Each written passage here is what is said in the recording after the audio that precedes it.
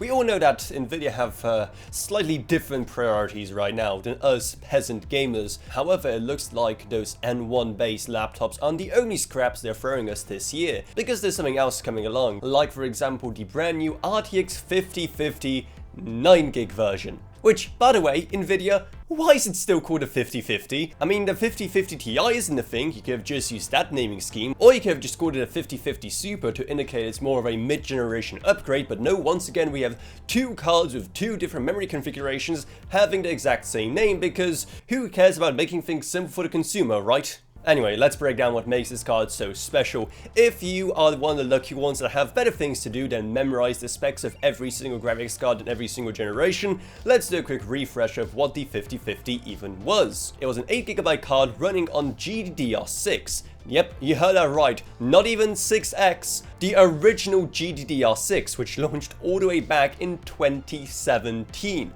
While all of its other 50 series siblings were running on GDDR7. Well, this card finally addresses that, because we're not only getting an upgrade from 8 to 9GB, but we're also finally getting that sweet GDDR7 on Nvidia's most basic and budget SKU. So given the increase in memory bandwidth between the two standards, not to mention that little extra bit of headroom that additional gigabyte will allow, you'd think that it would be a pretty decent increase in performance in this versus the original 5050.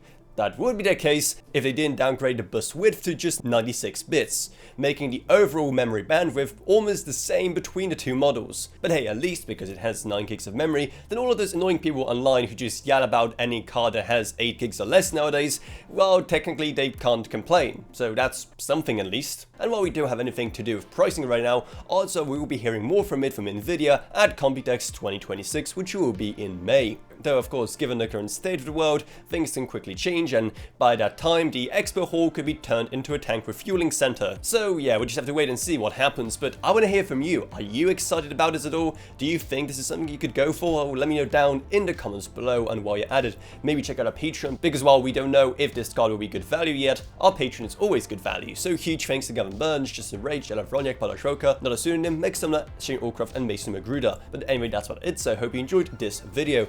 If you did, then remember to subscribe, like, whatever, and I'll see you all in whatever I make next. Goodbye everyone, goodbye.